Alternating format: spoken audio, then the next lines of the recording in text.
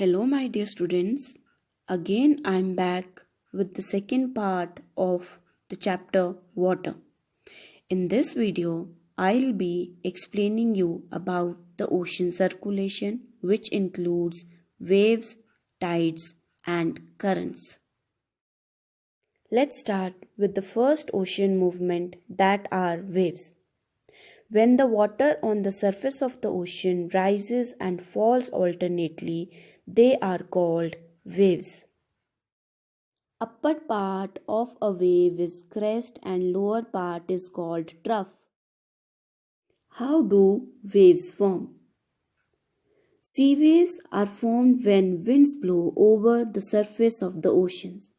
Winds transfer their energy to the molecules of water, which in turn pass on the energy in the form of waves.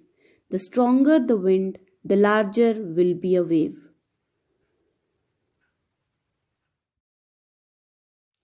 The size and height of waves also depends on other phenomena such as earthquake, a volcanic eruption, or underwater landslides.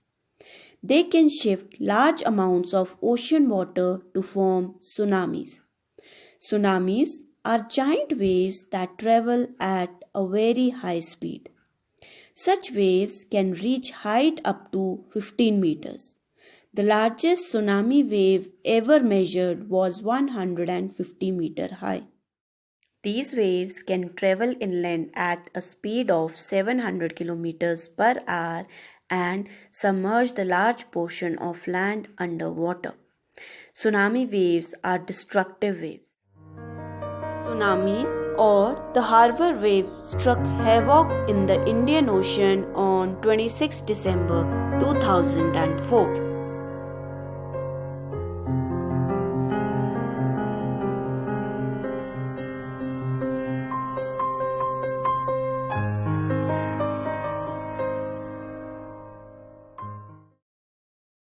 Another way by which water circulates in the ocean is in the form of tides. Tides are the rhythmic rise and fall of ocean water twice in a day.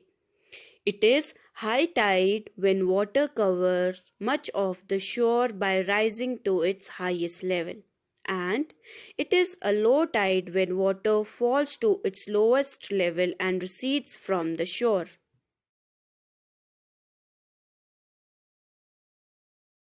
Formation of tides. The strong gravitational pull exerted by the sun and the moon on the earth's surface causes the tides. Water on the earth close to the moon gets pulled under the influence of moon's gravitational force and causes tides. Tides are of two types: spring tides and neap tides. Spring tides. During the full moon and new moon days, the sun, the moon, and the earth are in same line. On these days, the combined gravitational pull of the sun and the moon produces tides which are higher than usual. Such tides are called spring tides. Neap tides. Neap tides are formed when the moon is in first and last quarters. That is, the moon and the sun are at right angles in relation to the earth. On such days, the gravitational pull of the sun and the moon tend to neutralize each other. On such days, low tides are not very low and high tides are not very high. Uses of tides. High tides help in navigation. They raise the water level close to the shores. This helps the ship to arrive at the harbor easily. High tides help in fishing as this enables the fishermen to get a plentiful catch. The rise and fall of water due to tides is being used to generate electricity in many places.